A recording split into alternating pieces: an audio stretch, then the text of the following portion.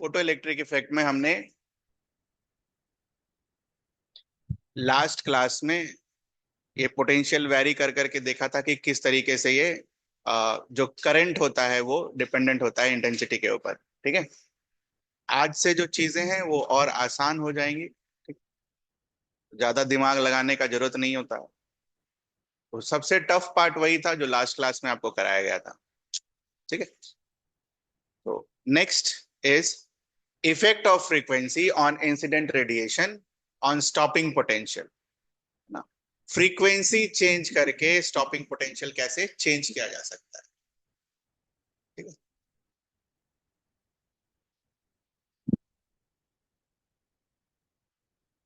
इसको देख लो पहले और उसके बाद फिर हम अंडरलाइन करेंगे। तो जब इन्होंने क्या किया है, एक्सपेरिमेंट करने शुरू किए। So what they observed,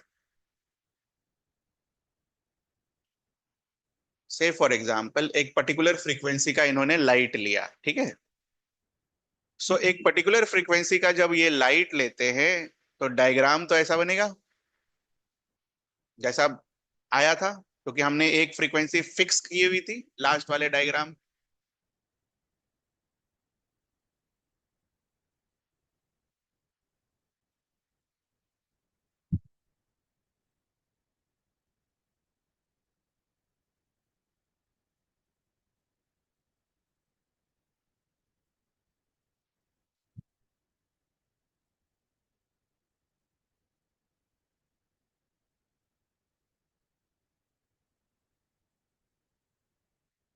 now जब उन्होंने फ्रीक्वेंसी वन के जगह एक हायर फ्रीक्वेंसी यूज करी। ठीक है। तो एक्सपेरिमेंट में ये ऑब्जर्व हुआ, ये जो स्टॉपिंग पोटेंशियल था ये बढ़कर और नेगेटिव हो गया। बट जो करंट था वो क्या था, सेम था, मैक्सिमम करंट। फिर इन्होंने और हायर फ्रीक्वेंसीज ली। तो और हायर फ्रीक्वेंसीज पर क्या पता चला कि फिर से जो स्टॉपिंग पोटेंशियल था और नेगेटिव हो गया, लेकिन मैक्सिमम करंट अभी भी क्या है, कांस्टेंट। तो this was the result of experiment done with various frequency.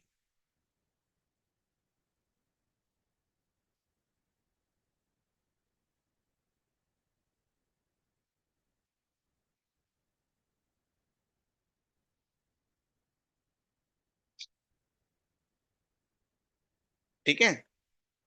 तो इसका क्या इन्फरेंस हम निकालेंगे, ये तो उन्होंने एक्सपेरिमेंट से प्लॉट किया। ठीक है। जो फोटो इलेक्ट्रिक इफेक्ट का जो एक्सपेरिमेंट हो रहा था ये वाले डायग्राम पर,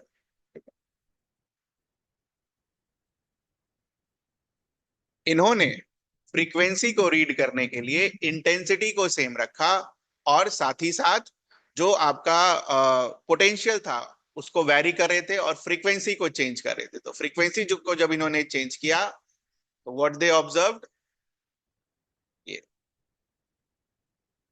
अलग अलग फ्रीक्वेंसी के लिए स्टॉपिंग पोटेंशियल क्या है, अलग अलग। तो this was the observation. But जो फाइनल करंट है वो क्या है सबके लिए, सेम। ये ऑब्जर्वेशन था, एक्सपेरिमेंट का ऑब्जर्वेशन। तो ये दो ऑब्जर्वेशन आपको एक्सपेरिमेंट के क्लियर है। फ्रीक्वेंसी बढ़ाई, उनको क्या दिखा, स्टॉपिंग पोटेंशियल जो था वो और नेगेटिव होता चला गया। ठीक है। दो ऑब्जर्वेशंस। तो इन दो ऑब्जर्वेशंस के बेसिस पर इन्होंने क्या कंक्लूड किया, ये ध्यान से सुनने वाली बात है।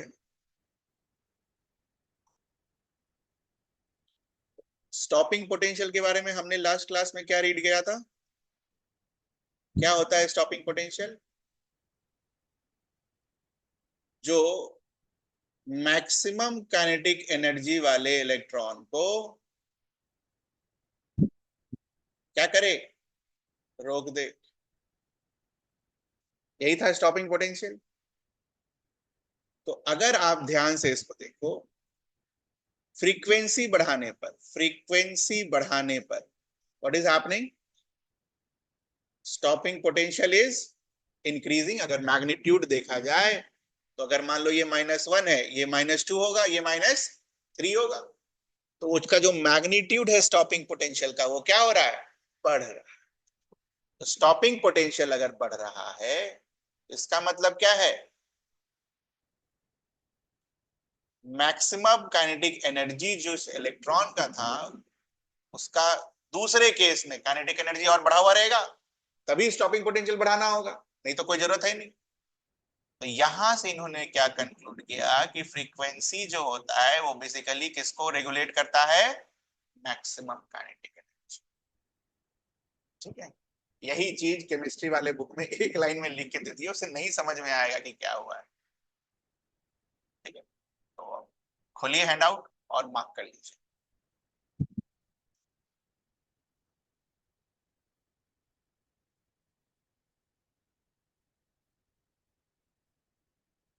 पहला लाइन ये मार्क करेंगे, stopping potential are in the order this if the frequency are in the order this one.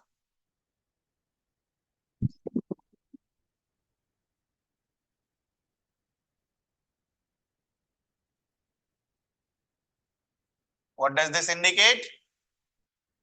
उसके नीचे लिखा हुआ है जो मैंने आपको बोला, स्टॉपिंग पोटेंशियल बढ़ाने का क्या मतलब हुआ, बढ़ने का क्या मतलब हुआ, मैक्सिमम काइनेटिक एनर्जी वाला जो इलेक्ट्रॉन है उसका एनर्जी बढ़ा होगा, तभी स्टॉपिंग पोटेंशियल आपको आपको बढ़ाना पड़ा होगा। तो इसका मतलब frequency is directly related to what, maximum kinetic energy of the electron.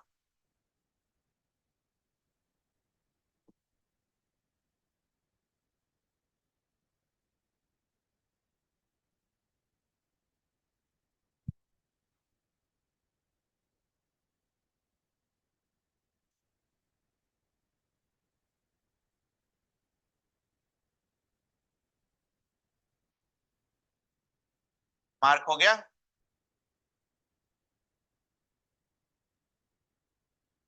इसमें ये सबसे इंपॉर्टेंट है बेटा केमिस्ट्री के लिए, वेरी इंपॉर्टेंट। केमिस्ट्री में 11वीं में जो सवाल आएगा यहीं से आएगा। ठीक है, ये और ये वाला ग्राफ। ठीक है ना, इसके बाद एक्सपेरिमेंट ये वाला करने के बाद, फ्रीक्वेंसी और स्टॉपिंग पोटेंशियल का करने के बाद, इन्होंने ग्राफ फिर से प्लॉट करना शुरू किया, और इस बार ग्राफ किसका प्लॉट किया, stopping potential versus frequency of incident radiation. इसके पहले का ग्राफ किसका था, करंट का और कलेक्टर प्लेट के पोटेंशियल का। तो जैसा हमने सजेस्ट किया, अभी आप देखना ध्यान से कैसे इस ग्राफ को हम याद रखते हैं। हमने फ्रीक्वेंसी बढ़ाई, फ्रीक्वेंसी बढ़ाने पर मैक्सिमम काइनेटिक एनर्जी वो बढ़ा, और मैक्सिमम काइनेटिक एनर्जी बढ़ने के बाद, ठीक है, इसको रोकने के लिए आप क्या करोगे,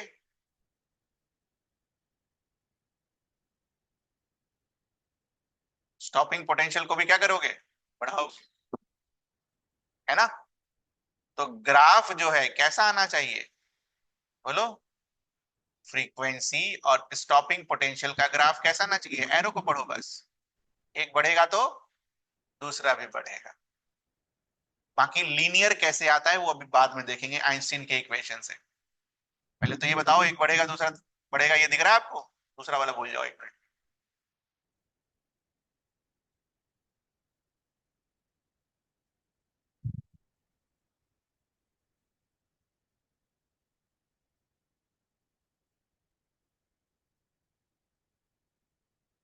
अगर आपने फ्रीक्वेंसी बढ़ाया, मान लो फ्रीक्वेंसी यहां किया, तो स्टॉपिंग पोटेंशियल भी क्या हो गया, बढ़ गया। फ्रीक्वेंसी मान लो यहां होता, तो स्टॉपिंग पोटेंशियल भी क्या होता, बढ़ जाता। तो ये ग्राफ का एक कंक्लूजन है। दूसरा एक कंक्लूजन क्या है ग्राफ का, ये ध्यान से देखना, फ्रीक्वेंसी अगर एक पर्टिकुलर फ्रीक्वेंसी के नीचे है तो कोई भी स्टॉपिंग पोटेंशियल बढ़ाने की जरूरत नहीं पड़ेगी आपको, और इसका मतलब क्या हुआ, नो एमिशन। ठीक है,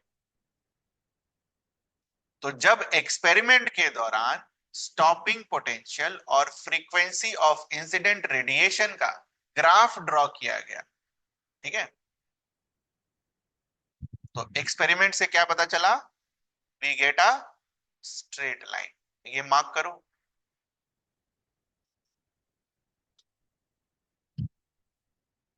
ये सारे एक्सपेरिमेंटल रिजल्ट्स हैं, ये ध्यान रखना, सब याद करके रखना है कि किस एक्सपेरिमेंट में क्या हुआ है।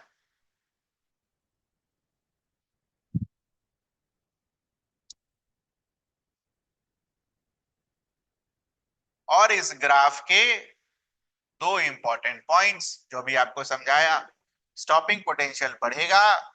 कब बढ़ेगा? जब फ्रीक्वेंसी क्या होगा, वो बढ़ेगा। और दूसरा पॉइंट क्या समझाया? एक पर्टिकुलर फ्रीक्वेंसी के नीचे कोई भी एमिशन नहीं हो। ये रहा वो दोनों point. Certain minimum cut off frequency for which stopping potential zero.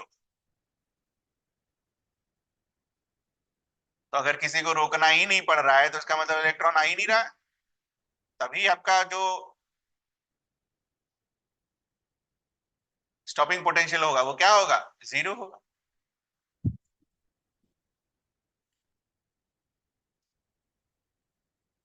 Einstein का जब इक्वेशन लिखेंगे ना तो ये सारे ग्राफ एक्सप्लेन हो जाएंगे, इसलिए परेशान होने की जरूरत नहीं है, वो मैथ से अच्छा से एक्सप्लेन होता है। बाकी ये वाला ग्राफ जो इन्होंने प्लॉट किया था वो कैसे प्लॉट किया था, एक्सपेरिमेंट को देखते हैं, एक्सपेरिमेंटल रिजल्ट।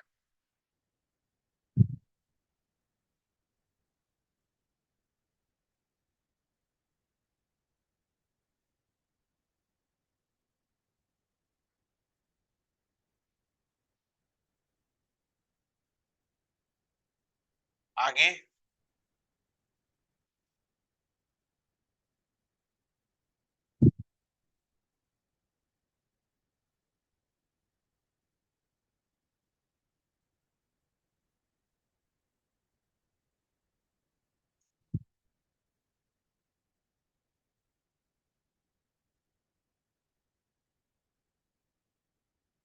इस फ्रीक्वेंसी को हम क्या बुलाएंगे? Threshold frequency. इसका कंसेप्ट आपको लास्ट क्लास में बताया था कि उस फ्रीक्वेंसी के नीचे कोई भी एमिशन नहीं होगा। वही चीज यहाँ लिखी हुई है, थ्रेशोल्ड फ्रीक्वेंसी, अंडरलाइन कर लीजिए।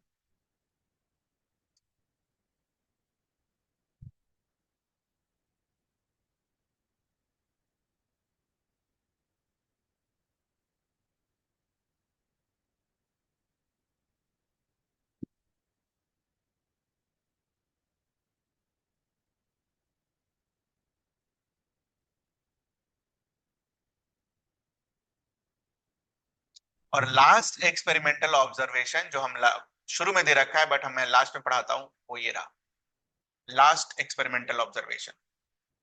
अभी इफेक्ट ऑफ फ्रीक्वेंसी देखा, इफेक्ट ऑफ स्टॉपिंग पोटेंशियल देखा, और ये क्या है? Effect of intensity of light on photo current, पहला वाला।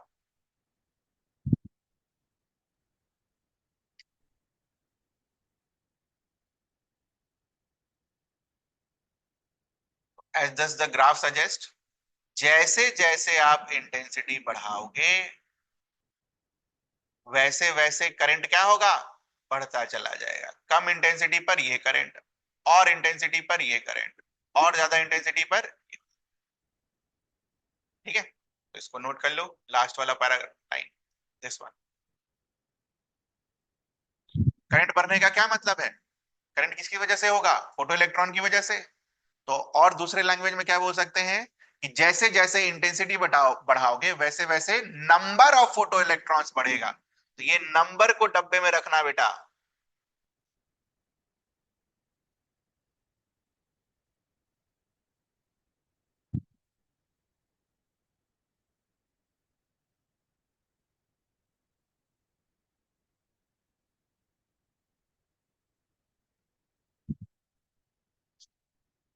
ठीक है, तो अब हमें केमिस्ट्री के लिए क्या चाहिए वो हम नोट करेंगे।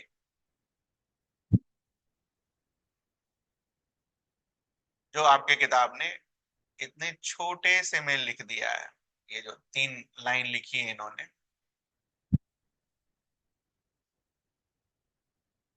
केमिस्ट्री के लिए जो भी फोटो इलेक्ट्रिक इफेक्ट का रिक्वायरमेंट है वो सब एक साथ लिख लेंगे, तो इसको अलग से कॉपी में नोट कर लेना। लिखो।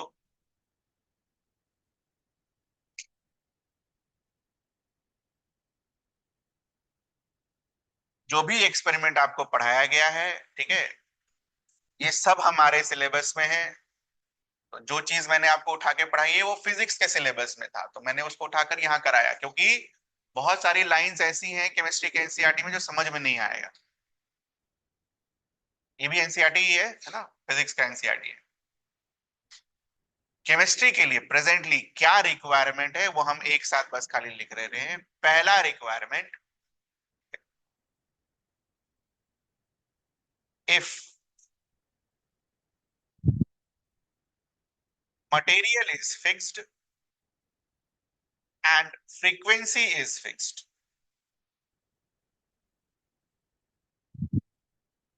then number of photoelectrons, bracket में लिख लेना, photo current will be directly proportional to intensity of light।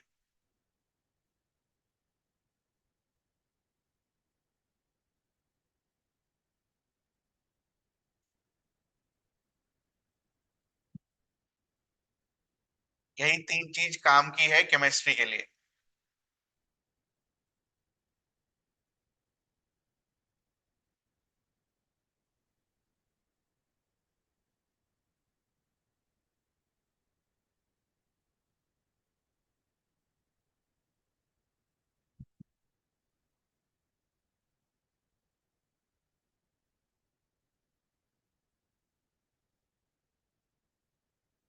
ठीक लिया?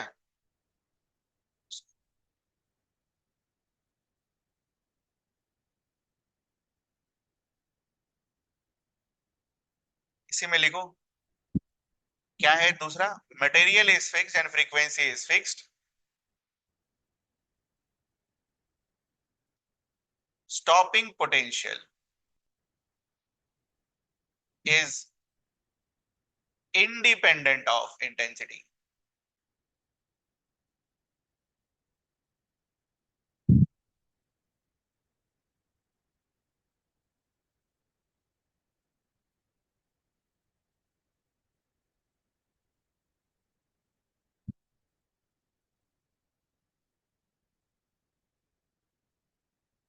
इसी में थर्ड लिख लेना, therefore maximum kinetic energy is independent of intensity।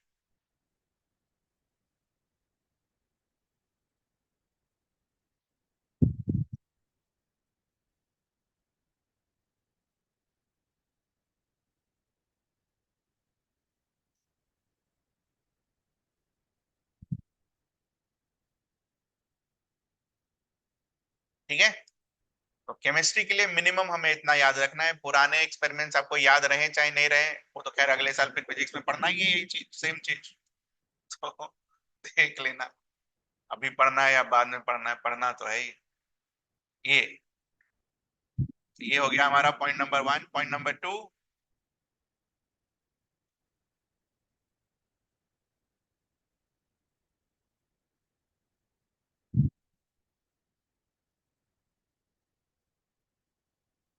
There exist a minimum frequency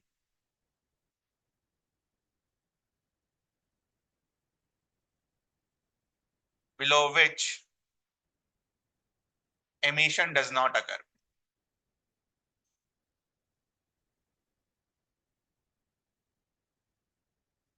bracket में ये पॉइंट जरूर लिखना जो इंपॉर्टेंट है, whatever may be the intensity,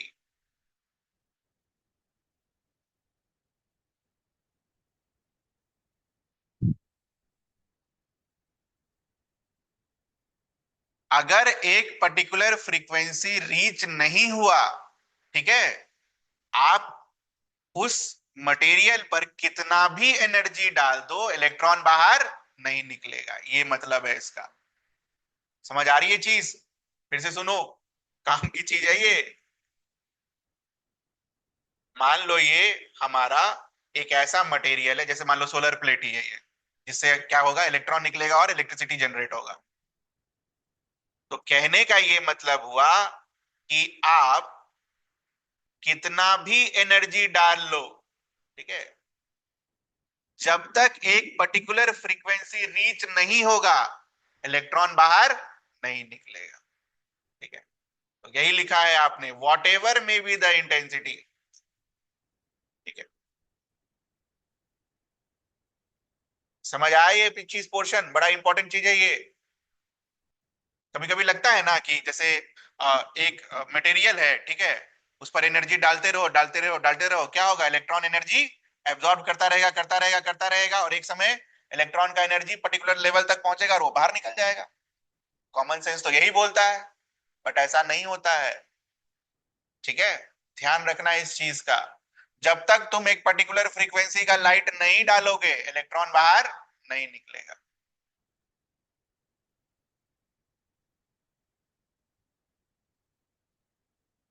three,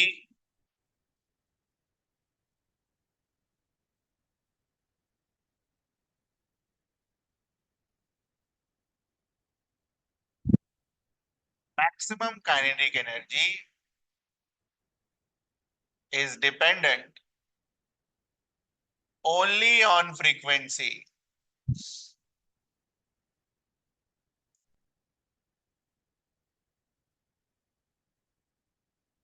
Maximum kinetic energy is dependent only on frequency.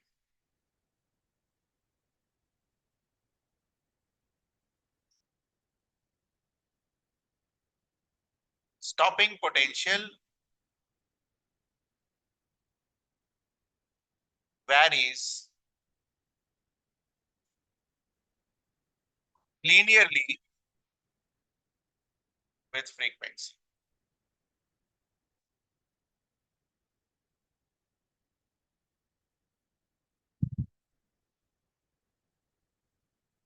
Stopping potential varies linearly with frequency. और पांच, ये chemistry में जरूरत नहीं है।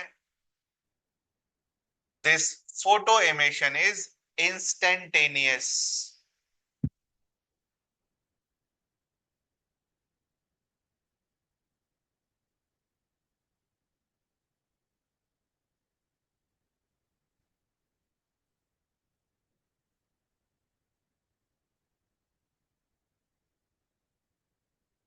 Instantaneous emission of photo electron मतलब, अगर आपने एक पर्टिकुलर फ्रीक्वेंसी से ज्यादा का फ्रीक्वेंसी डाला तो इलेक्ट्रॉन क्या होगा, तुरंत बाहर निकलेगा। ऐसा नहीं 10 मिनट बाद निकलेगा। तो ये पांचों लाइन को एक बार पढ़ जाओ, जो काम की चीज है केमिस्ट्री के लिए।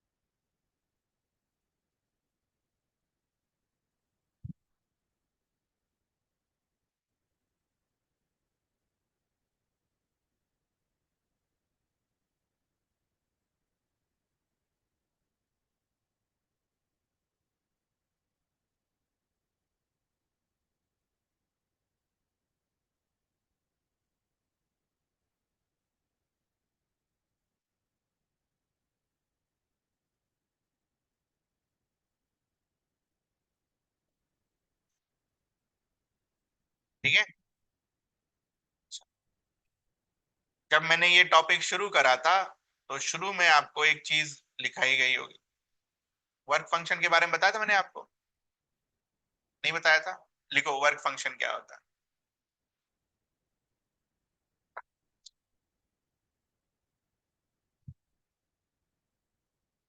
मिनिमम एनर्जी रिक्वायर्ड, आप अंडरलाइन कर लो। Minimum energy required by an electron to escape from metal surface is called work function of metal. Minimum energy required by an electron to escape from the metal surface is called work function of the metal.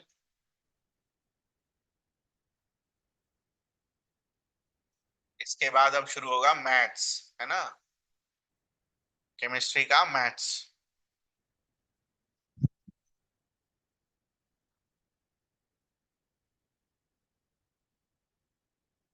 Minimum energy required by an electron to escape from metal surface is called work function of the metal. ठीक है, अब क्या क्या चीजें हमने पढ़ ली है।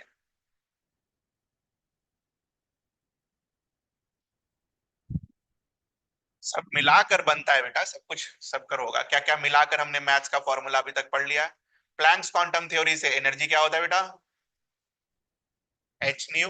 लिखते चलना, सब सब यूज होगा एक साथ।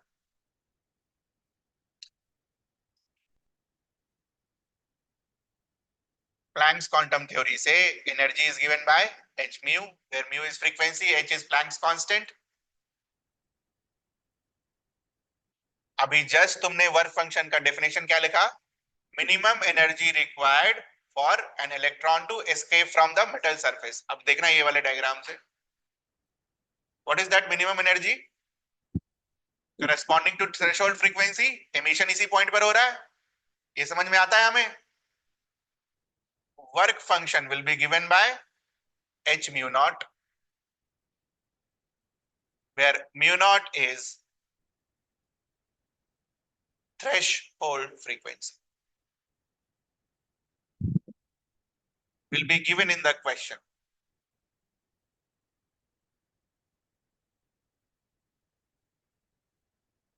कभी कभी वर्क फंक्शन डायरेक्ट दे रखा होता है, गिवन डायरेक्टली, कुछ करने की जरूरत नहीं है फिर।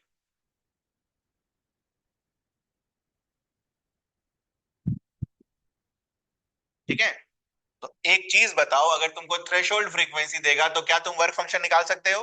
अच्छा, वर्क फंक्शन को ऐसे भी लिखता है, फाइ, लिख लो।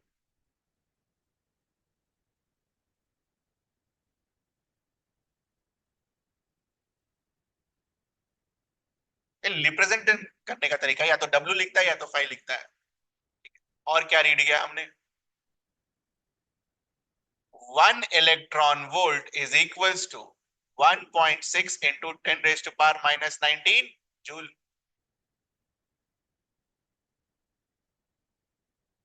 और वहां पर हमने क्या रीड किया था? इलेक्ट्रॉन वोल्ट क्या होता है?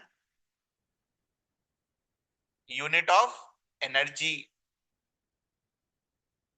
एट एटॉमिक लेवल या सब एटॉमिक लेवल बोल सकते हो। तो ऐसा कोई 3 लाइन जो आपने नहीं सुना हो इसके पहले। चौथा, जो लास्ट क्लास में पढ़ा, क्या पढ़ा लास्ट क्लास में? Maximum kinetic energy of electron is given bye E times stopping potential.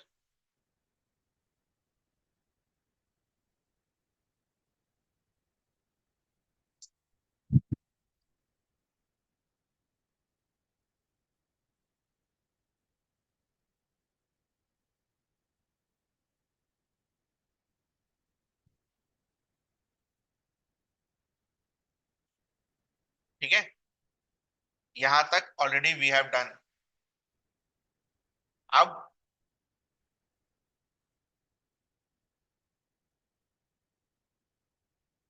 What does law of conservation of energy says? बहुत लोग फॉर्मूला लटवाते हैं, मैं तो ऐसे ही करता हूँ। Law of conservation of energy, जितना एनर्जी आया, ठीक है, energy can neither be created nor be destroyed, बस it can only be converted from one form to the other. अब ध्यान से पेन रख के सुनेंगे और फिर लिखेंगे।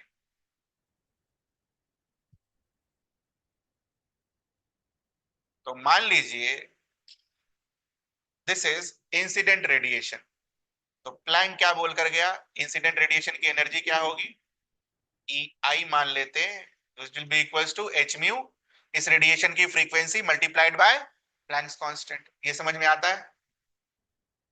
लाइट आया, मेटल के सरफेस से टकराया, तो लाइट जो आया अपने साथ एनर्जी लेकर आया, और प्लैंक क्या बोलकर गया, वो एनर्जी का वैल्यू कितना होगा, h into frequency of incident light. ये भी लिख लेना, कभी कभी सब दो तीन फ्रीक्वेंसी दे रखा होता है क्वेश्चन में कंफ्यूज कराने के लिए। ये फ्रीक्वेंसी किसका है, फ्रीक्वेंसी ऑफ इंसिडेंट लाइट। बस सुन लो फिर लिख लेना। ये जो एनर्जी आया, ठीक है, दिस इज एनर्जी कमिंग। ये एनर्जी गया कहां,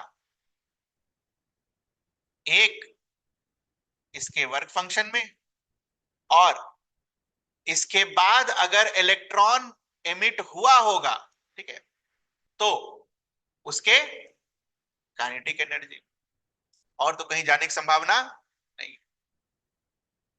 ठीक है, तो हम क्या लिख सकते हैं law of conservation of energy से, incident energy is equals to work function plus kinetic energy. जो भी एनर्जी आपने डाला वो एनर्जी कहाँ गया होगा, वर्क फंक्शन के लिए, और दूसरा आपके काइनेटिक एनर्जी। तो ध्यान से इसको ऐसे सुनो कि मुझे इलेक्ट्रॉन को बाहर निकालना है, ठीक है, तो इलेक्ट्रॉन को अगर बाहर निकालना है तो उसको बाहर निकलने के लिए कुछ एनर्जी चाहिए, जिसको आपने क्या बुलाया, बाहर निकलने के बाद अगर वो भाग रहा है, अगर वो भाग रहा है तो उसके पास कौन सा एनर्जी होगा, इसके अलावा तो कोई एनर्जी है नहीं। तो इसका मतलब energy incident, initial energy will be equals to final energy, और फाइनल एनर्जी के दो फॉर्म्स, वर्क फंक्शन और काइनेटिक एनर्जी। इसको नोट कर लीजिए।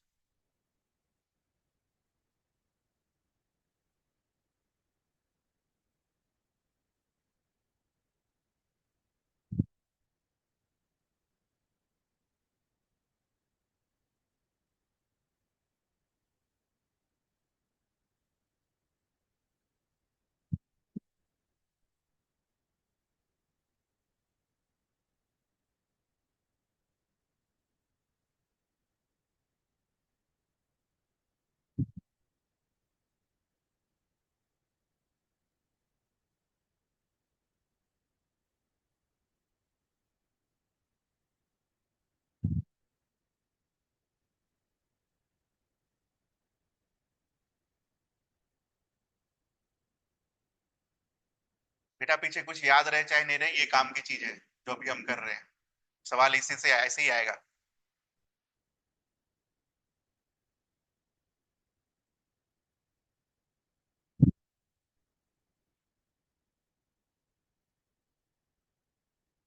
हो गया नोट?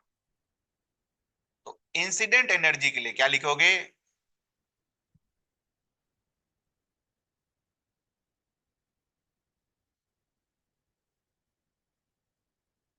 वर्क फंक्शन अगर दे रखा हो तो कोई बात नहीं, लेकिन अगर वर्क फंक्शन नहीं दे रखा हो और उसकी जगह पर थ्रेशोल्ड फ्रीक्वेंसी दे रखी हो तो क्या लिखोगे,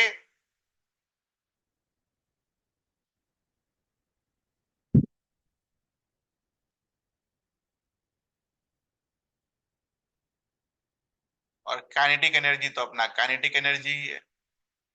बाद में देखेंगे फिजिक्स के पोर्शन में half m v square, but अभी नहीं देखना। इसको लेफ्ट लेकर जाओ, इसको लेफ्ट लेकर जाओ,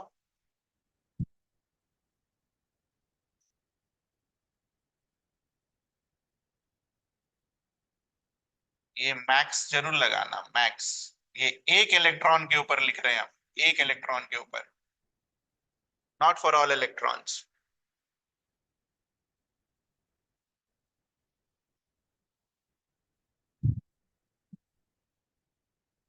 ठीक है, फिजिक्स के क्लास में आपको क्या पढ़ाया गया था? बेसिक मैथ्स में स्ट्रेट लाइन का इक्वेशन क्या होता है? y is equals to M X plus C. हमें किसका किसका प्लॉट चाहिए?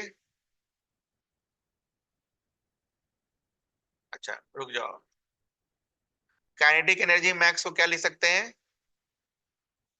ई टाइम्स स्टॉपिंग पोटेंशियल। फॉर्मूला देखो चौथा नंबर, लिख सकते हैं हम।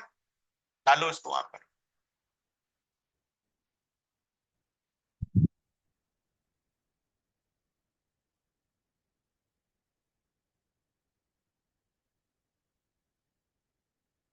स्टॉपिंग पोटेंशियल को क्या लिख सकते हैं?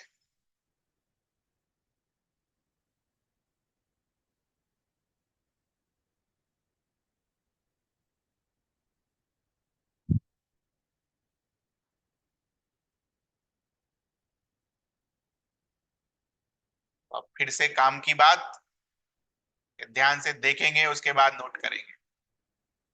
फिजिक्स के बेसिक मैथ वाले क्लास में हमने क्या सीखा? स्ट्रेट लाइन का इक्वेशन क्या होता है? y is equals to M X plus C. थोड़ी देर पहले हमें यह पढ़ाया गया कि हमें किसका किसका ग्राफ प्लॉट करना है? Frequency of incident radiation versus what? Stopping potential. Stopping potential को तुमने कहां रखा है बेटा? वाई एक्सिस पर। और फ्रीक्वेंसी ऑफ इंसिडेंट रेडिएशन कहां रखा है तुमने? एक्स एक्सिस पर। तो इसको कहां रखोगे? वाई पर। बताया था ना कैसे ग्राफ ड्रॉ करते हैं। This will be your y, और ये फ्रीक्वेंसी तुम्हारा क्या होगा? एक्स। अब एक्स के साथ जो लगा हुआ है ये क्या देगा? एम। जो कि एम का वैल्यू क्या होता है? स्लोप।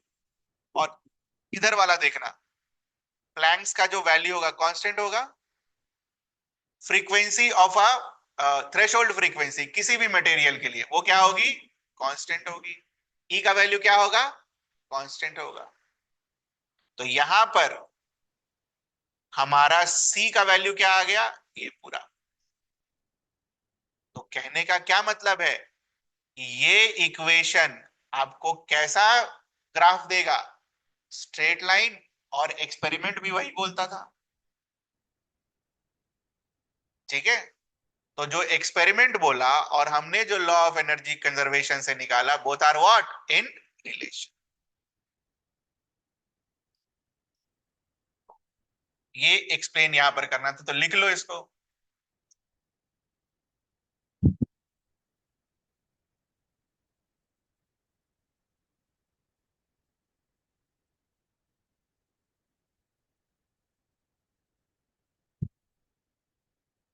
सवाल कैसे कैसे आते हैं केमिस्ट्री में वो देखना, दिखाता हूं मैं अभी आपको। और ये सब कुछ भी नहीं है बुक में।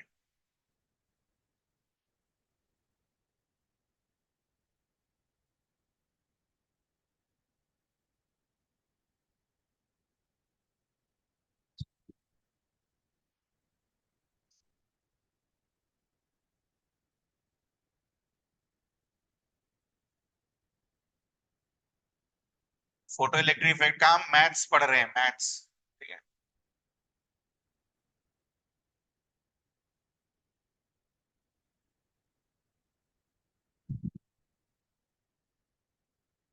तो ना बस यही ग्राफ काम में आएगा। तो this was stopping potential, this was frequency of incidence radiation. तो if someone ask you find the slope of this graph,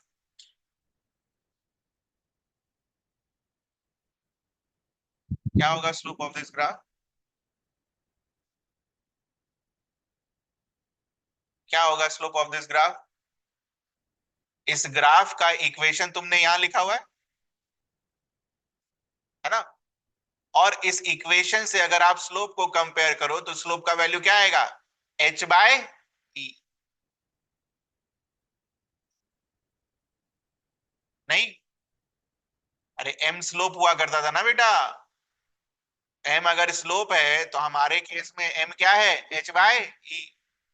this will give you slope of this graph. ऐसा ऐसा सवाल पूछता है केमिस्ट्री में क्लास 11 के। ठीक है, तो मार्क कर लो, लिख लो। इस ग्राफ में इसका slope will be what, H by ई।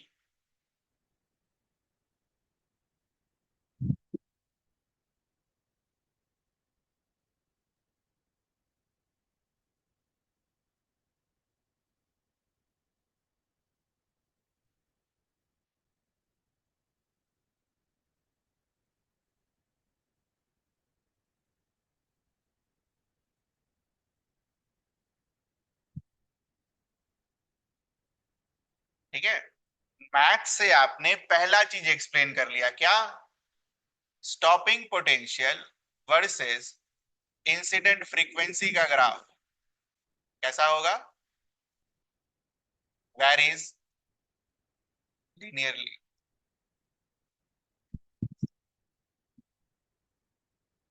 लिखा था आपने वो चार पांच पॉइंट्स जो हमने लिखा, उसमें से एक पॉइंट ये था।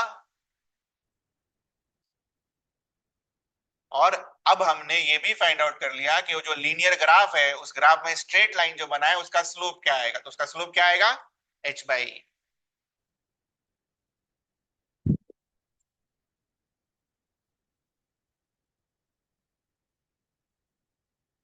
एक चीज और पढ़ी, वो क्या, कि एक पर्टिकुलर फ्रीक्वेंसी के नीचे इलेक्ट्रॉन बाहर नहीं निकलेगा, ये पढ़ा हमने। उसको इक्वेशन से कैसे निकाल सकते हैं, तो इसको एक बार लिखो फिर से।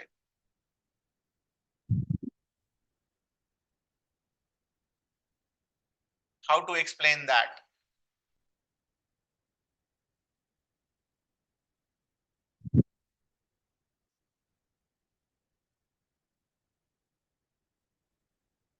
Now, from class 9, we know that kinetic energy is given by half m v square। इसमें तो किसी को कोई डाउट नहीं होना चाहिए।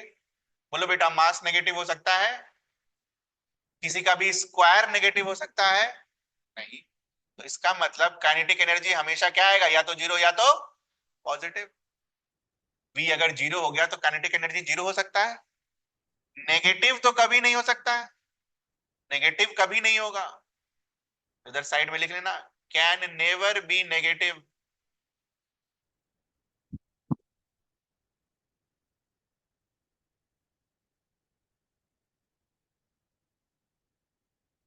which means what, your right side of equation is positive और zero.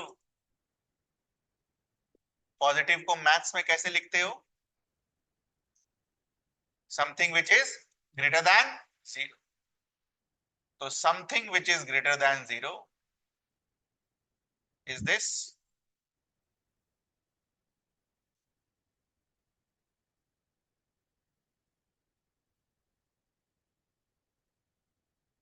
Since h is a positive thing we can cut this, और इसका साइन चेंज नहीं होगा।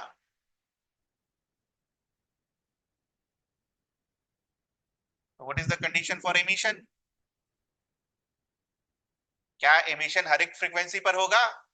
नहीं होगा। कौन से फ्रीक्वेंसी पर होगा, थ्रेशोल्ड फ्रीक्वेंसी या फिर उससे ज्यादा।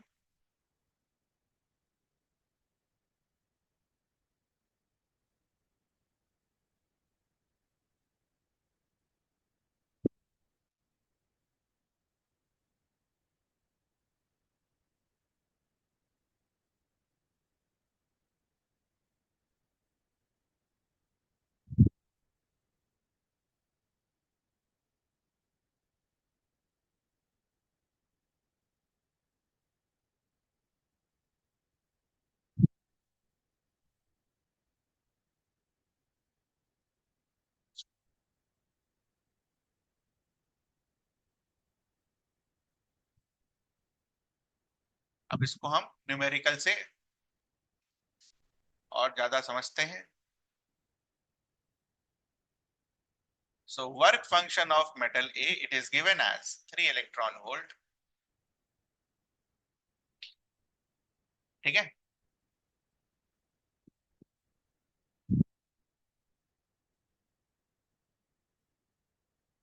थोड़ा कम कर लो, मैं अपने से सवाल बना रहा हूँ। 2 electron volt.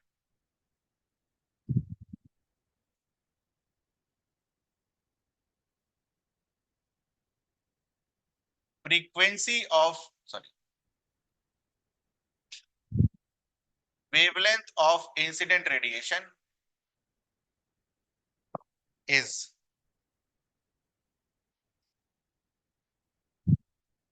310 nanometers.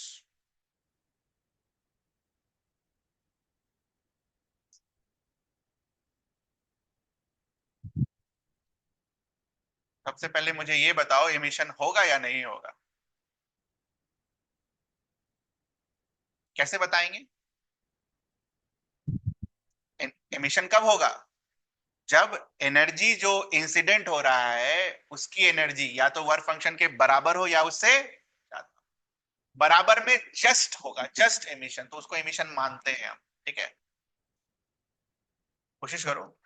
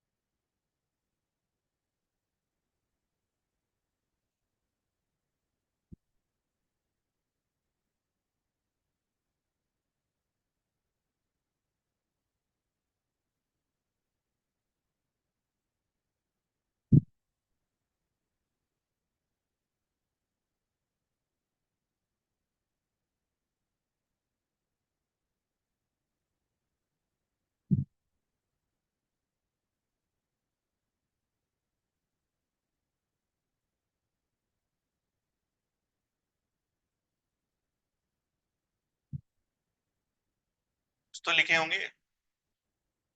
Incident radiation का एनर्जी क्या होगा? एक कर देता हूं, रुक जाओ, परेशान मत। H into frequency. फ्रीक्वेंसी को हम और क्या लिख सकते हैं? सी बाय लैम्डा। ठीक है, पढ़ा है पुराने क्लास में। और यहां से जब तुम एनर्जी निकालोगे तो एनर्जी क्या चीज में आएगा? जूल में। हमें क्या चीज में लिखना है? इलेक्ट्रॉन वोल्ट में। तो जूल से इलेक्ट्रॉन वोल्ट जाने के लिए आपको क्या करना होगा? 1.6 इंटू 10⁻⁻19 से डिवाइड करना होगा। ये समझ में आता है आपको? देखिए ध्यान से। प्लैंक ये बोल कर गया ना बेटा, फ्रीक्वेंसी को हम इसमें कन्वर्ट कर सकते हैं कैसे? क्योंकि speed is equal to what? Frequency into wavelength. ठीक है, इतना झंझट से बचने के लिए मैंने आपको एक काम सिखाई थी। क्या? कोई भी पार्टिकल, ठीक है, जिसका वेवलेंथ दे रखा होता है और जिसकी स्पीड किसके बराबर होती है? लाइट के स्पीड के बराबर, तो डायरेक्टली इलेक्ट्रॉन वोल्ट में कैसे लिखते हैं?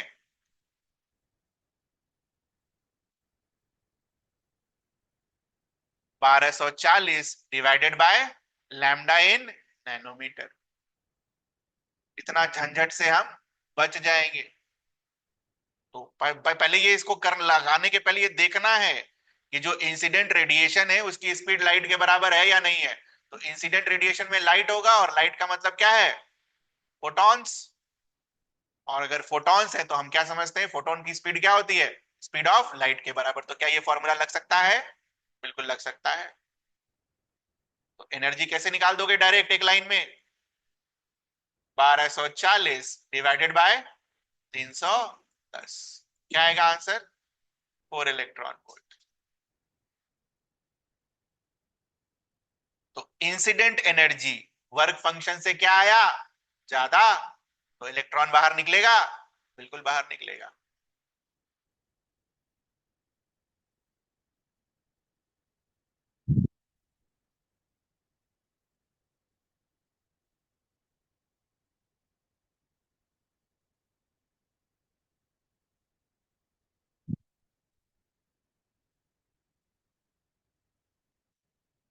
दूसरा सवाल लिखो।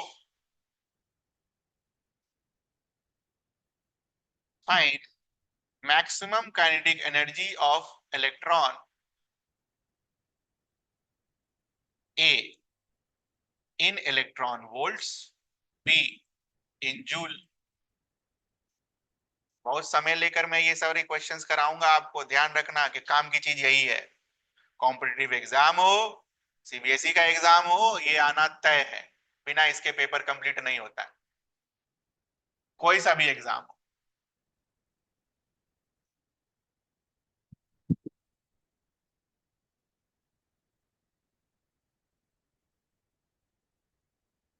कंजर्वेशन ऑफ एनर्जी का इक्वेशन लिखो, तुरंत आ जाएगा।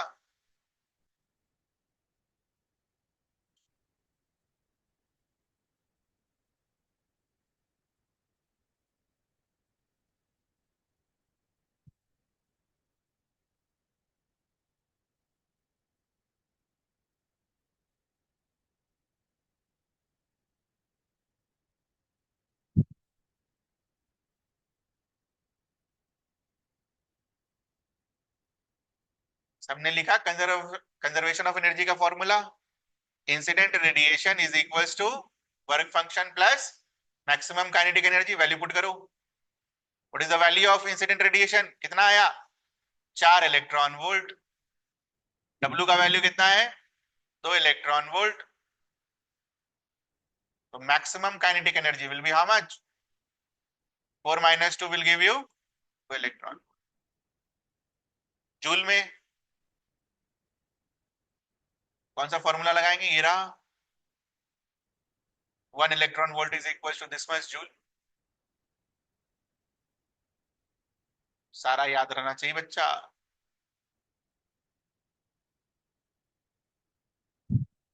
We know that 1 electron volt is equal to 1.6 into 10⁻⁻19 joule. तो 2 इलेक्ट्रॉन वोल्ट कितना होगा? 2 into 1.6 will give you.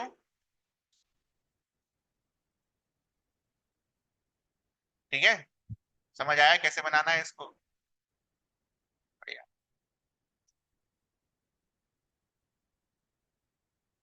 Mostly ऐसा ही सवाल आता है।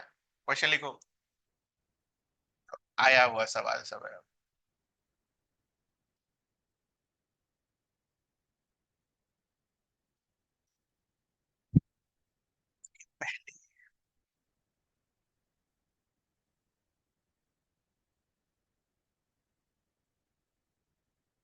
प्रॉब्लम 2.6 करेंगे अभी, फोटो इलेक्ट्रिक पर करेंगे, पहले ये सब करो।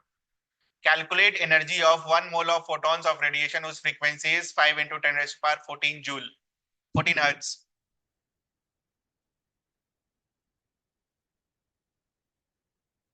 एक फोटोन का एनर्जी निकालो और उसके बाद 1 मोल फोटोन का एनर्जी निकालो, जल्दी करो। अच्छा, मान लो एक फोटोन का एनर्जी 1 जूल मान लो है। 2 फोटोन का कितना होगा? 2 जूल। 3 फोटोन का कितना होगा? 3 जूल। 1 मोल फोटोन का कितना होगा?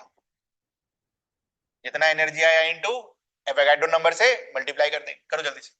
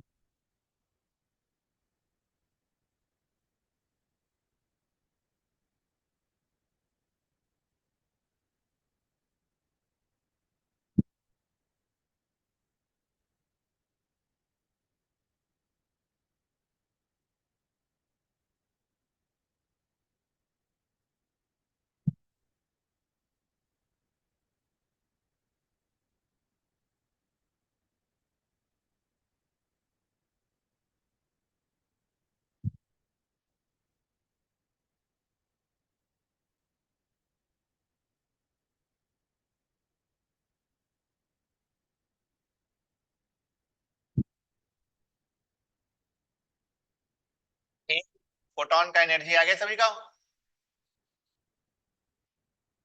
तो प्लैंक्स के क्वांटम थ्योरी से energy of one photon will be given by h mu 6.6 into 10 raised to power minus 34। Frequency कितना है बच्चा? 5 और 10 की पावर 40।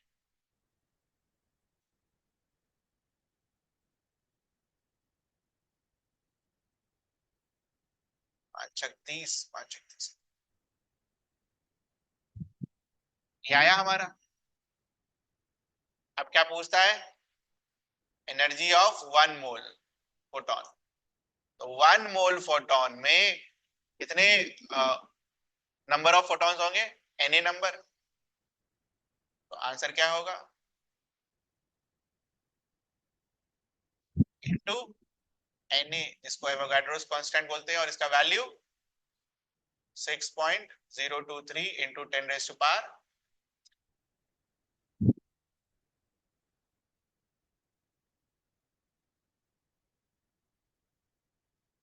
आंसर क्या चीज में आएगा? जूल।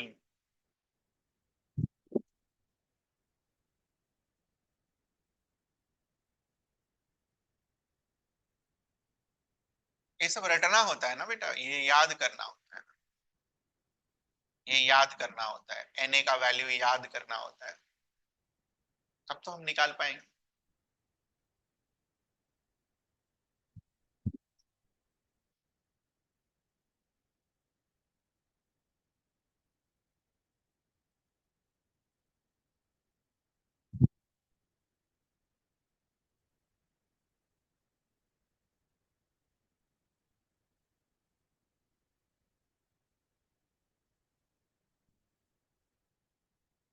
हो गया? मल्टीप्लाई घर पे कर लेना, ठीक।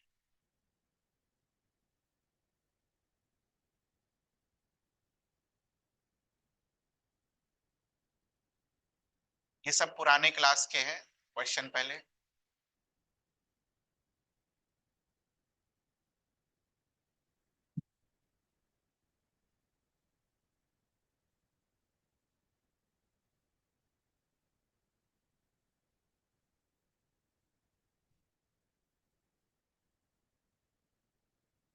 कराया मैंने आपको।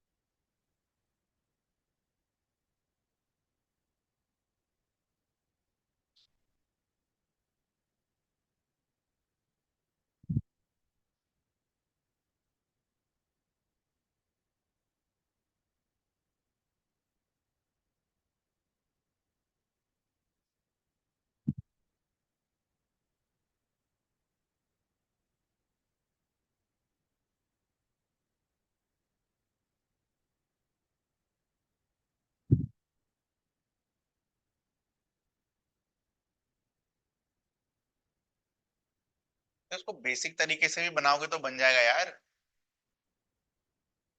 हो गया?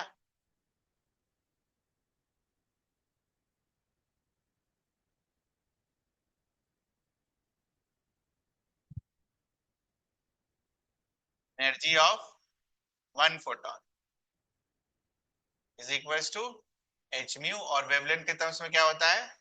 H c by lambda. 6.6 into 10 raise to power minus 34। C is speed of light, और लैम्डा का वैल्यू कितना दे रखा है बच्चा? 400।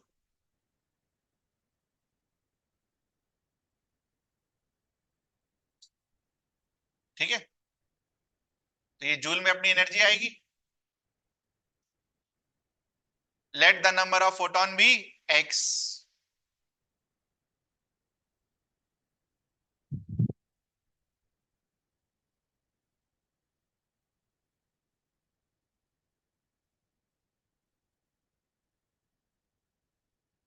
ठीक, एक फोटोन की energy will be this much, X photon की energy will be X into energy of one photon.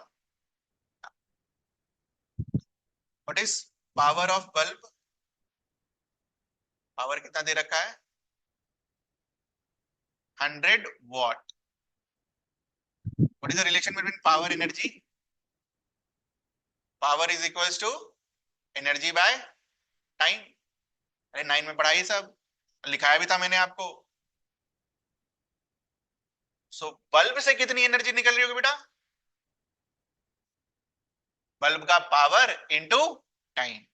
हमें कितने देर का एनर्जी चाहिए? Per second. What is the meaning of per second? 1 second. Per second का मतलब क्या होता है? 1 second. Energy will be equals to 100 watt into 1 second, which will be 100 joule. Bulb से जितनी एनर्जी निकली वो कौन लेकर गया होगा? X number of photons. तो एक्स नंबर ऑफ फोटोन की एनर्जी और बल्ब से निकली हुई एनर्जी आपस में क्या होगी? इक्वल। इक्वेट करके एक्स निकाल लीजिए। So 100 is equals to x into 6.6 into 10 raised to power minus 34 into 3 into 10 raised to power 8 divided by 400 into 10 raised to power minus 9।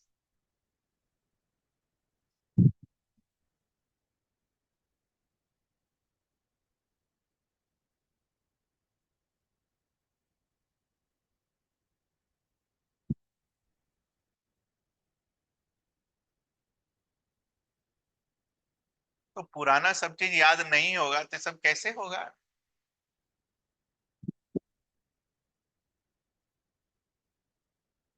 लोग तो टेकन फॉर ग्रांटेड ले लेते हैं कि हाँ आप समझ गए, आप लिख लेंगे सारा इक्वेशन।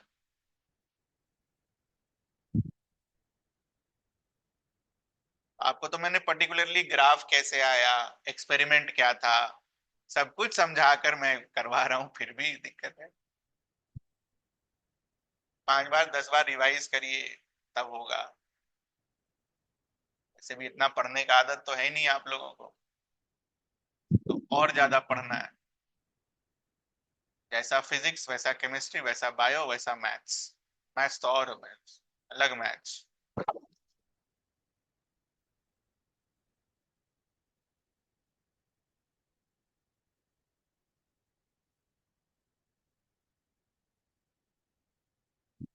और ये तो अभी एनसीईआरटी का ही लेवल है बस।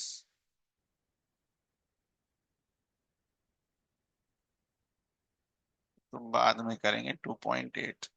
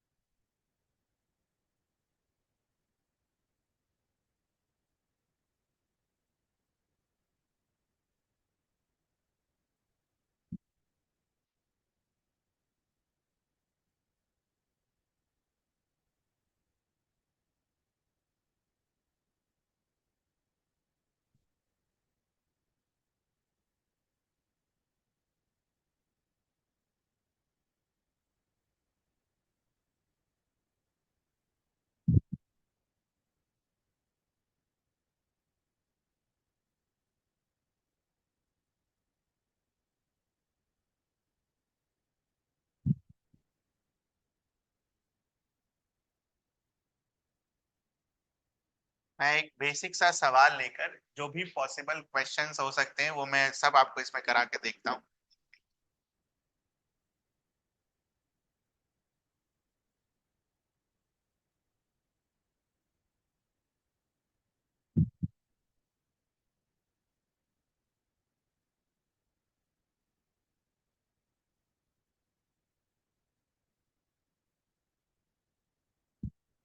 करिए आंसर, एमिशन होगा या नहीं होगा?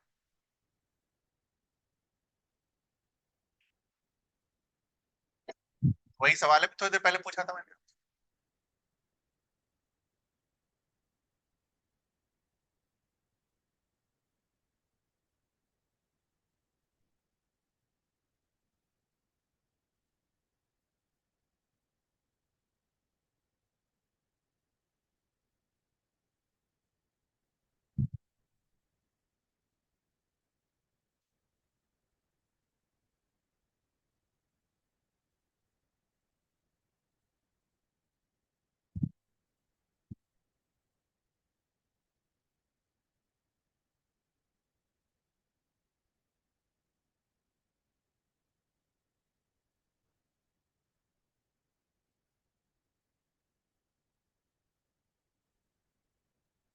हो गया। तो क्या यूज कर रहे हैं? लाइट यूज कर रहे हैं। लाइट के अंदर का जो पार्टिकल होगा उसकी स्पीड कितनी होगी? 3 × 10⁸ 8। और जब स्पीड 3 × 10⁸ 8 है, what is the direct formula? Energy in electron volt is equals to 1240 divided by lambda in nanometres. Lambda nanometre में है, बिल्कुल।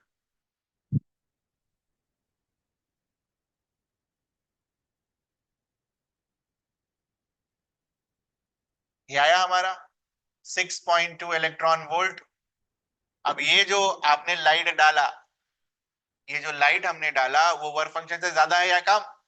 ज्यादा है, तो इसका मतलब एमिशन होगा।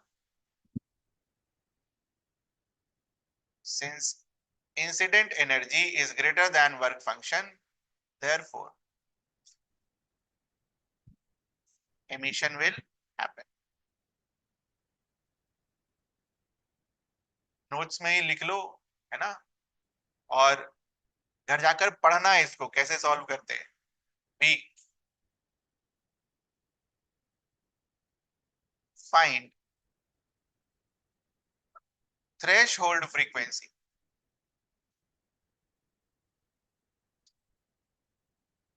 Find threshold frequency.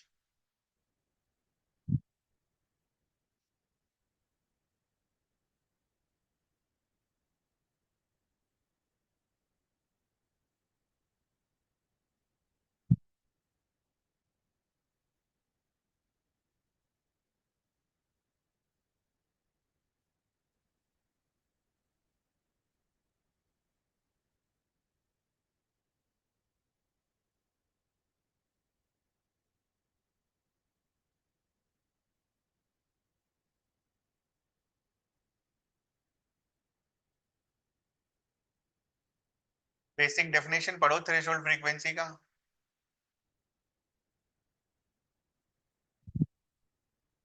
Frequency below which emission does not अकर।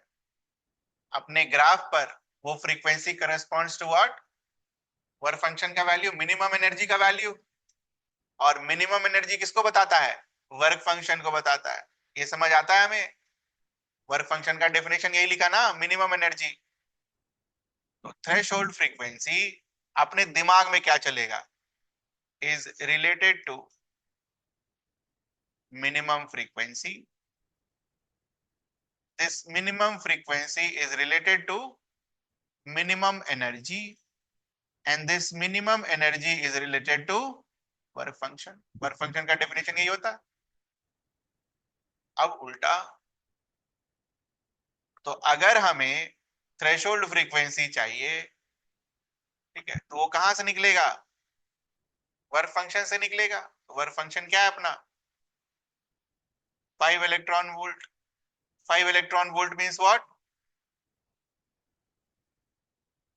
इतना जूल। ठीक है। Work function can be also written as h into mu naught. लिखा हमने, इक्वेट कर दो।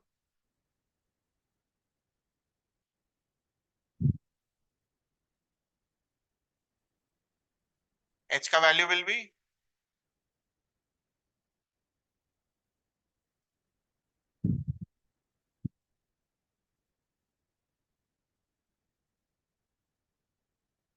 मैच करो, ये आया आपका आंसर। ये सबसे आसान सवाल होता है, सबसे आसान।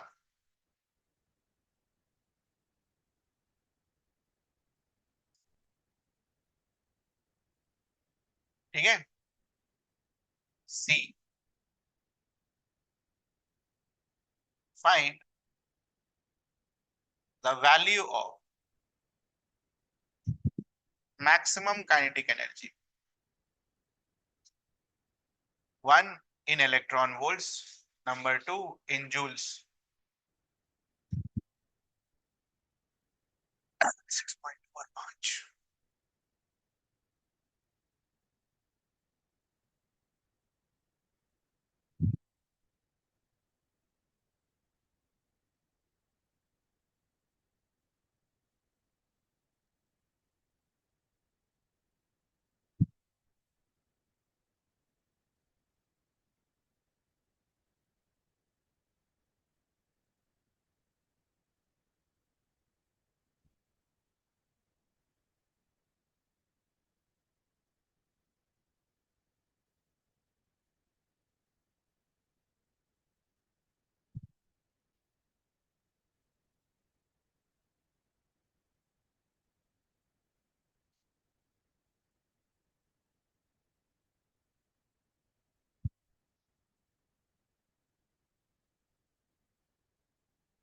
आई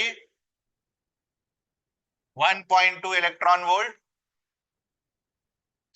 इंसिडेंट एनर्जी कितना है? 6.2। वर्क फंक्शन कितना है? 5। मैक्सिमम काइनेटिक एनर्जी कितना आएगा? 6.2 माइनस 5। आया सभी का? In joules.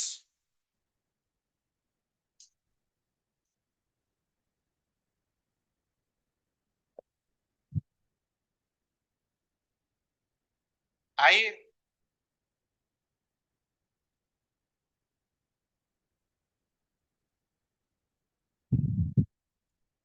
Find velocity of fastest electron.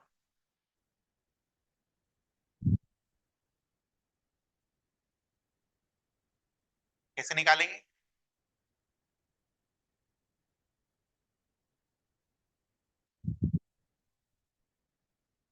बस एक लाइन में बस खाली लिख के दूंगा, बाकी आप करेंगे। इनको आता है करिए। Half into mass of electron into velocity of, करिए।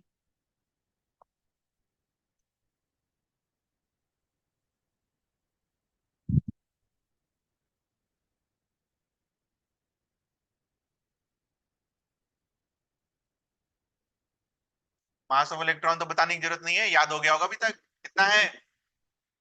9.1 into 10 raise to power -31 kg। अरे यार,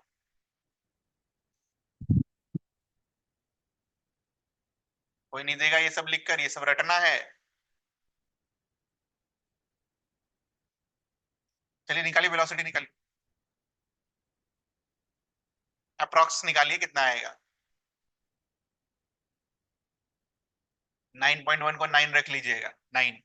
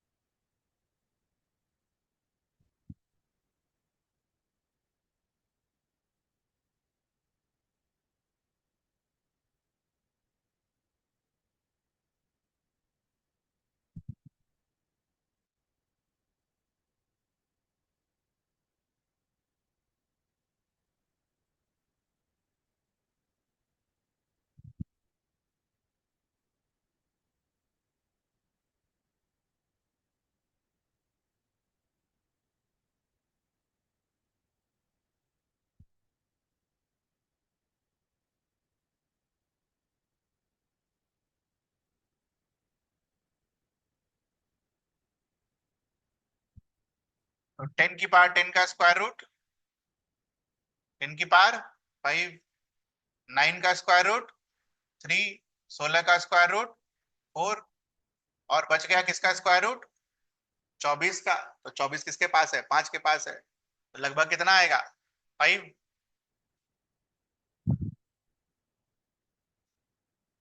कैलकुलेटर तो है नहीं अपने पास, अब 24 का स्क्वायर रूट तो नहीं निकालेंगे ना बैठ के बेटा।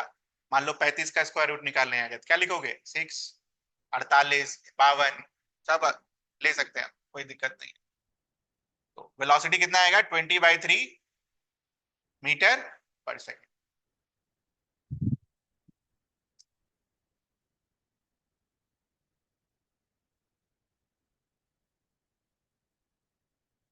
ये काम जो हमने करा, हमें क्या दे रखा था? वर्क फंक्शन दे रखा था, लाइट रेडिएशन दे रखा था, तो हमने क्या निकाल लिया? वेलोसिटी। क्या हम उल्टा कर सकते हैं? If velocity is given, can we find maximum kinetic energy of electron? क्या करेंगे? Half m v square. Maximum kinetic energy से क्या हम उसको ईवी में कन्वर्ट कर सकते हैं? 1.6 से डिवाइड करके। ईवी से कन्वर्ट करने के बाद अगर मान लो इंसिडेंट रेडिएशन दे रखा हो, ठीक है, तो क्या हम वर्क फंक्शन निकाल सकते हैं? निकालिए। उल्टा करना है सब।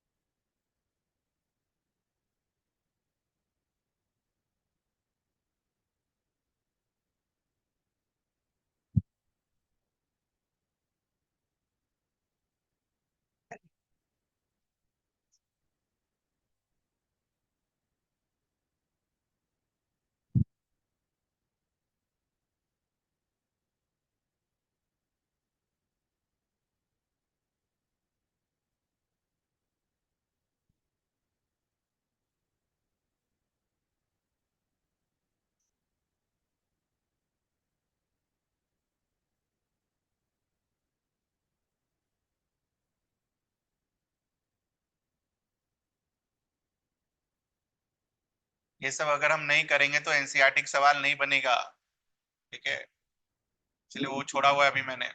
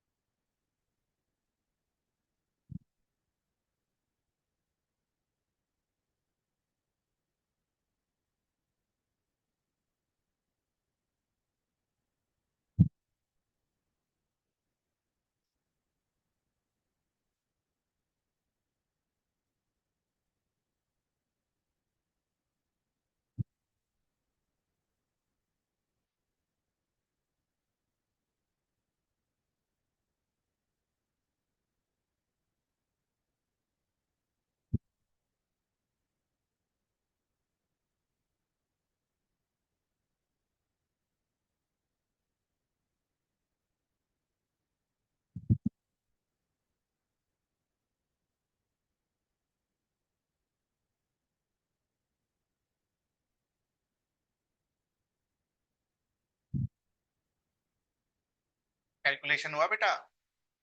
कैसे निकालेंगे 6.4 का स्क्वायर? मल्टीप्लाई करके। हाँ, कैसे निकालेंगे इसका स्क्वायर? मल्टीप्लाई करके। 6 का स्क्वायर कितना? 7 का स्क्वायर कितना? ये लगभग 6.5 है। 36 और 49 के बीच का नंबर 43, 42, जो उठाना। इसका कितना आएगा? 6.4। लगभग 42 के अराउंड आया होगा मल्टीप्लाई करने के बाद, 42 43 के अराउंड। ये सब यूज करो ना बेटा, नहीं तो फिर यही मल्टीप्लाई करने में पूरा दिन चला जाएगा।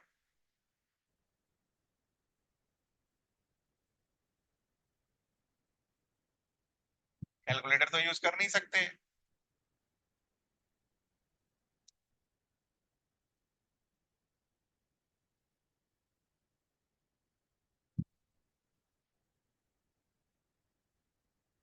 9.1 को 9, जहां नहीं कटे पिटेगा तो हम भी अपना दिमाग लगाएंगे ना थोड़ा सा। This will be 1.89 into 10 raise to power minus joule.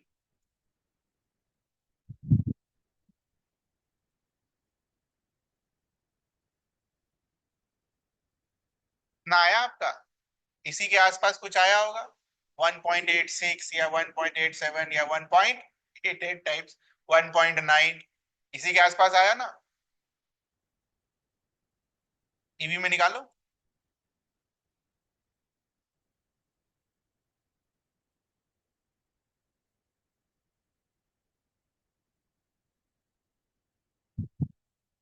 Divide करके बताना कितना आएगा। अप्रॉक्स वाला डिवीजन चाहिए मुझे, अप्रॉक्स वाला डिवीजन, लगभग कितना आएगा।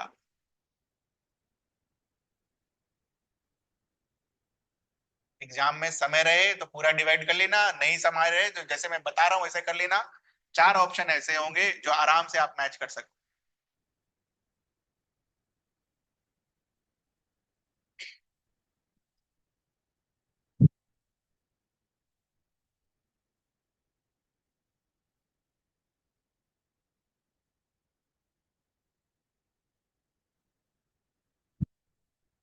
16 वन जा 16, क्या बचेगा? 29। 29 के आसपास क्या है? 32। 16 टू जा 32, 1.2 इलेक्ट्रॉन वोल्ट्स। थोड़ा कटा लेना, 1.19 कर लेना। अगर आपको लगता ही है कि हम गलत कर दिए हैं, थोड़ा घटा लेना ना बेटा। 29 था, आपने 32 लेकर किया, थोड़ा घटा लेना, 1.19 कर लेना। क्या फर्क पड़ जाएगा? कुछ नहीं। ये सब करना होगा, ये सब करना होगा आपको 11 12 में। नहीं तो ये सब सॉल्व करते करते पता चला कि एक ही सवाल सॉल्व किए 3 घंटा में। चलो, दूसरा सवाल इसके आगे का, मैक्सिमम काइनेटिक एनर्जी के बाद B, energy of incident photon.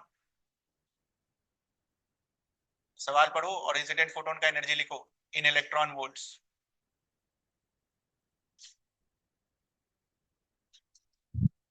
Lambda is 400 nanometre.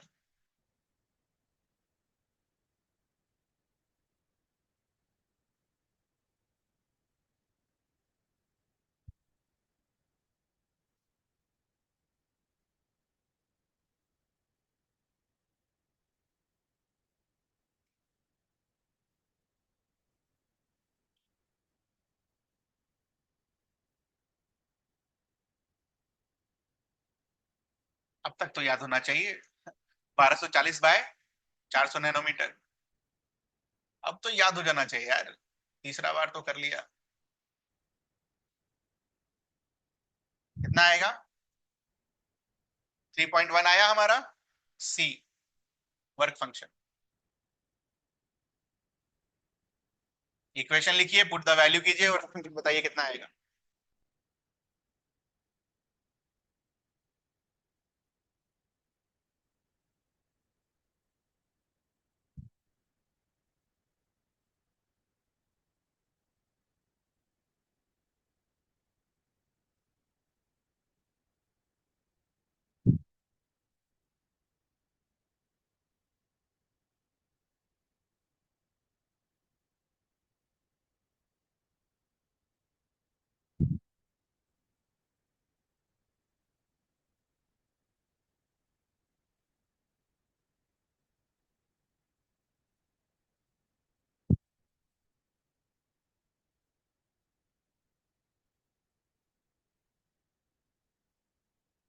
ठीक है, बताओ इसमें कुछ नया कर दिया हो मैंने? मैक्सिमम काइनेटिक एनर्जी ईवी में निकाल कर डाल दिया, ईवी में निकाल कर डाल दिया, work function will be 1.9 EV.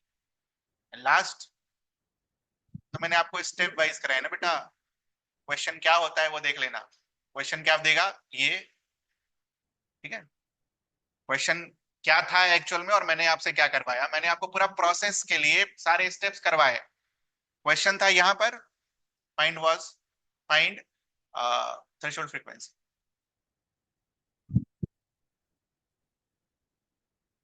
Question यही था बस। कैसे निकलेगा थ्रेशोल्ड फ्रीक्वेंसी, ये क्लियर है आपको?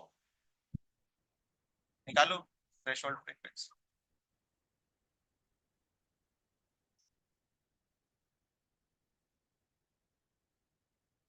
स्टेप्स पे नहीं कराते तो आप ऐसे ही कंफ्यूज हो जाते, क्या करें? बट घबराने का नहीं है, ओके?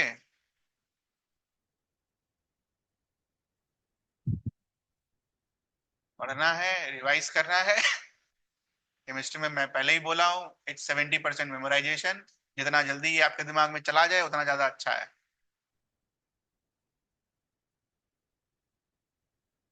नहीं तो जो ज्ञान की बातें करे ना, सब समझ लेंगे, समझ लेना फिर।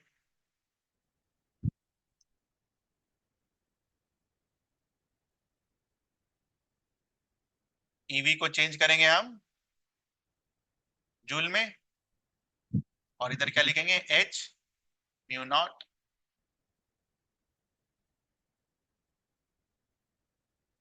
मैच कर लीजिए, ये इक्वेशन आया, इक्वेशन आया बेटा तो आंसर भी आ जाएगा।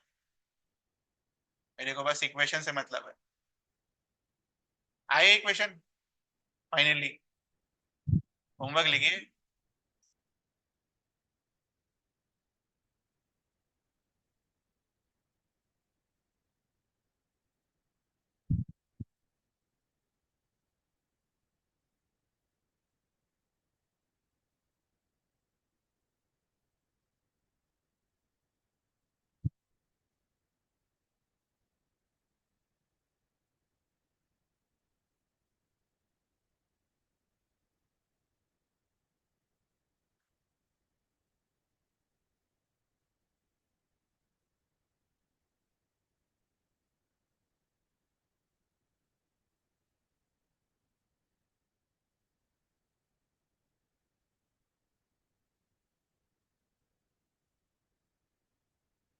पहला वाला करने के बाद दूसरा वाला करेंगे, ठीक है? और जिनको पहला वाला सही में समझ में अगर आ गया तो आप खाली दूसरा वाला कर लेना, क्योंकि लास्ट में जो मैंने आपको ये सारी चीजें कराई है यही काम की चीज है।